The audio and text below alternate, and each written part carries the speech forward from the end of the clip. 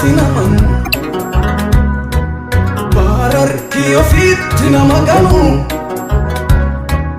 dhugaa jallatee falmanii siin lammiin baqatanii toolanii nan shakkan eenyutti finaman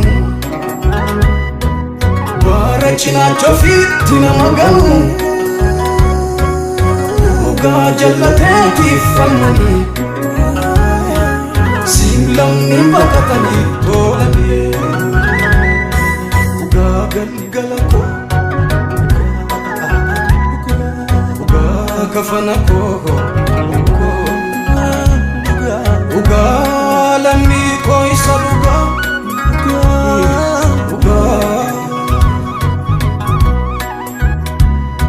dhugaa galgala koo iga pogo uga lammi koi saruga uga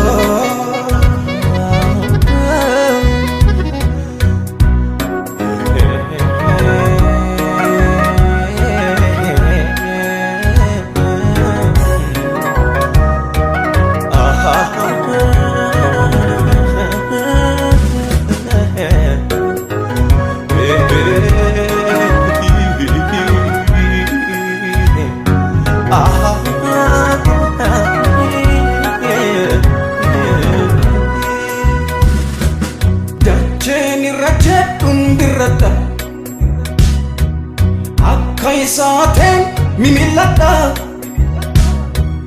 ammayyuu beekon dura koo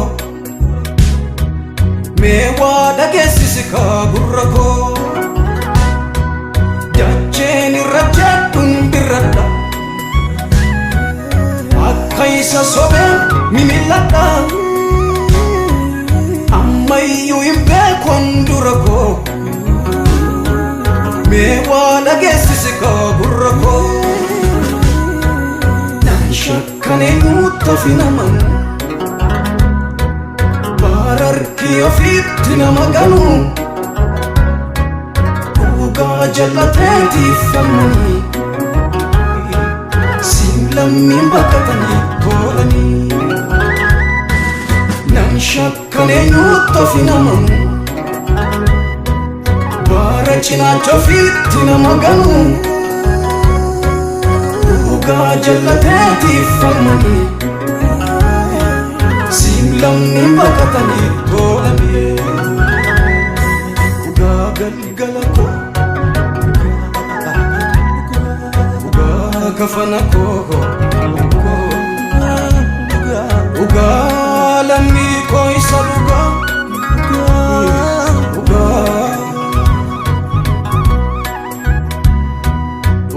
galgala koo dhugaa dhiiga koo dhugaa lammii koo isa dhugaa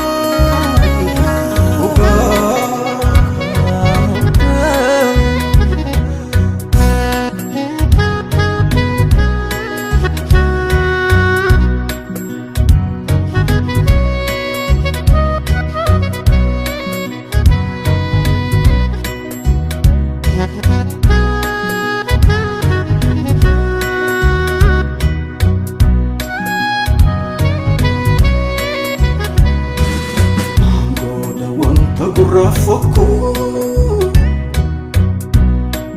Keon se chufe ke sansoko Kanyo duntenna buangako Kaba enta ammu kabako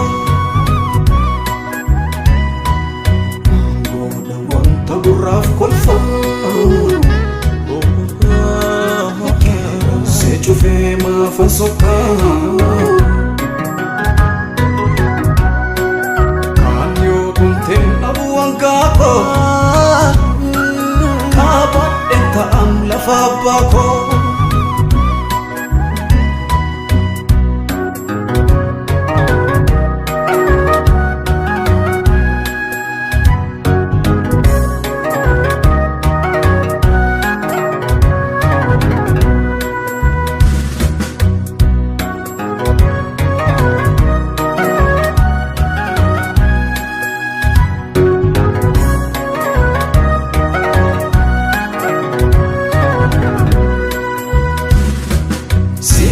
eega malee fagootiin dhufu sareen na nyaatu